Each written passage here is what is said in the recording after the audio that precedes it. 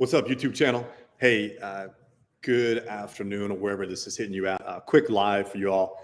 Look, here's the deal. This is something that I wish I had understood when I first started my business. And I probably have said that many a time, but man, is it real? Because uh, there's not a lot of education and training on entrepreneurship and building a small business. And more so, all the teaching and the training that's out there is all X's and O's based. Like how to write a business plan and how to market and how to sell and how to scale and how to build more revenue. And it's like, hold on a second. That all that stuff is part of the process, but what that leaves out is you. It leaves you, the business owner, out of the equation. So what I find, and this is key number one, is that most business owners, yours truly, start their business building a business, not building a life. So when I started my first business, it was all about money. I was so just hell-bent on chasing money. I wanted to make money. I wanted to be rich. I wanted to have cars. I wanted to have a house. And I didn't come from that, but for whatever reason, that just clicked in my head that that's something that I wanted to do. And so I chased the money and I failed miserably. It's almost like the more I chased the money, the more I lost the money. The more I chased the money, the more I had collectors calling me, trying to get money from me. And I'm going, hold on a second, I'm trying to make money. And so what I had done was I had focused on building a business, not building a life. And what that meant was I was spending 10, 12 hours per day working on my business beyond, because I was doing presentations and seminars at night where I would snail mail blast people in their mailbox. Like, hey, come to this event. I'd feed them. I'd pour my money into feeding people who come watch me present. They eat their meal and they leave. And yet for some reason, I still continued to do that. And so, which meant I was spending time at night, 7 p.m. dinner and presentation, and that goes to like 9, and then I'm home at 10, and I'm not seeing my kids to bed. My relationship was fracturing. And so, but hey, I wanted to get up the next morning and do it again. Like I had to go out and be busy. I was super just like busy. I wasn't closing anything, but I was super busy. And because I wanted to build, and I had forgotten or just didn't even realize. I'm gonna say forgotten because I was never knew it in the first place, that I actually had to build a life. So the next several iterations to where I am and had launched my current business, I got better and better in saying, okay, what do I want in my life? And how could this business fit into it? And so it's amazing how things shift. It's not so much money as it is impact. And it's coordinated with my life. So I can be the father that I want to be, so that I can go on the adventures that I wanted to go on.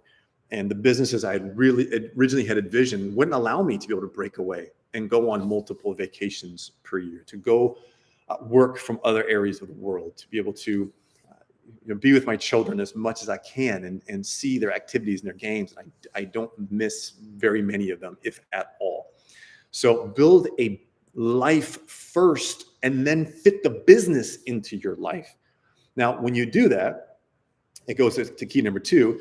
It's making sure that when you're building the business, it's the focus is not on the scoreboard, because the scoreboard is going to lie to you every time. Because the scoreboard isn't where we put, and let me take a step back. What the scoreboard is our results. And you wouldn't believe how many times that I failed, and it would be like I would go out and do my presentation. I'd have my sales calls afterwards, and I'd get hit over the head with no's, no, which I get. It's part of the process. It's a numbers game. However, I get those no's, and then it's like, that wasn't a good enough presentation. I didn't close well enough. I'm not very good. I suck at sales. All this started spinning when I didn't get the sale. And then I get the sale, and then it was, I should have asked for more. I should have given a different package. I should have made more. And in that regard, I wasn't happy. And so whether I failed or whether I succeeded, I wasn't happy. I didn't feel good about the process.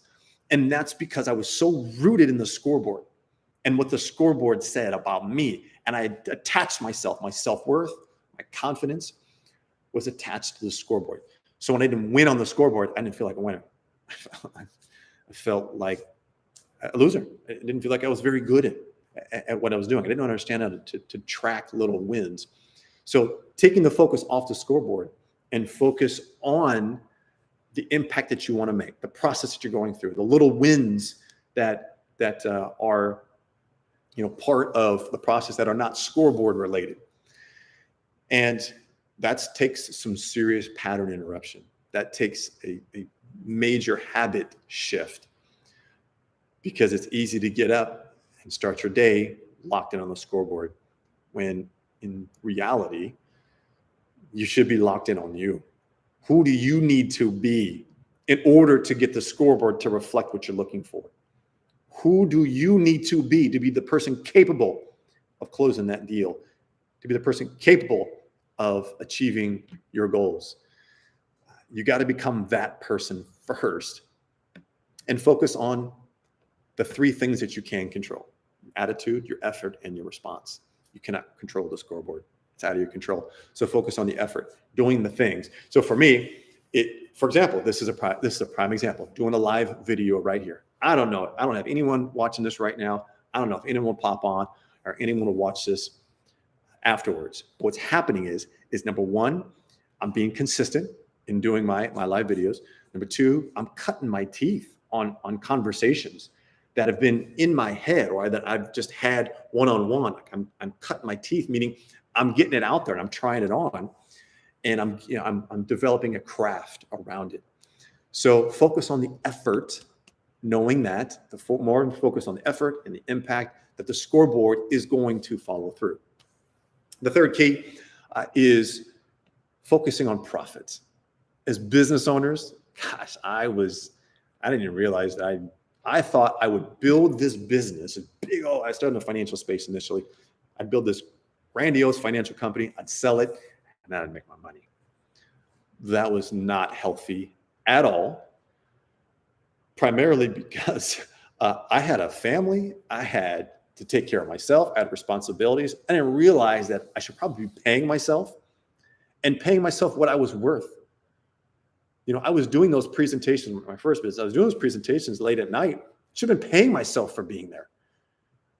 The business needed me being there to present. And so I didn't understand profit and profitability and actually paying myself. So as a business owner, that needs to be front and center.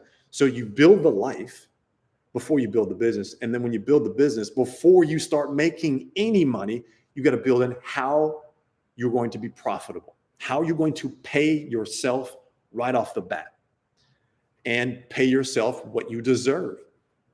And it's a crazy, unique cycle, because as we grow our businesses, our expenses are going to follow. They're going to grow. And I know it. I know it well. As I started to get into with several of the business I've started in the past. For example, I did one business where I was developing fitness products. And so I developed foam rollers and exercise bands and those type of things, selling them on Amazon. And our first shipment that we made sold out. It's like amazing. Well, then I had to pour more money into more rollers, and got those sold, got those developed and sold. And it was just the money that was made just went right back into making new product to be able to sell more. And so in order for me to eat, I had to sell more, and I wasn't even paying myself at all in the process. So that's a key learning lesson that I've learned, having lost businesses, having to have gone through a divorce, become a single parent, challenges in my relationships, because I've been so focused on building a business, forgetting that I got a life to live. And the business was there to enhance my life, but I haven't mapped out my life yet. So friends, go map out your life first. If you are already in business, that's all right. Start to map out your life and figure out how the business can fit into it. And if it doesn't, that's a sign. That's a sign that you need to be listening to and feeling. Get your eyes off the scoreboard. The scoreboard is simply just feedback on how you're doing. That's all it is. It has nothing to do with you. You are more than the scoreboard. You are more than your results. Go focus on the effort that you can create to become the person capable of developing results on the scoreboard. And lastly, pay yourself. Pay yourself first. It's prime. It's critical. Thank you all for joining me. You can find out more about what we're up to. Obviously, subscribe to the channel here, and you get more insight on what we're doing. And then BeTheTorch.com is where we can engage. If you want to, as a business owner, as a high achiever, figure out how you can have success in all areas of your life, go to BeTheTorch.com and let's connect.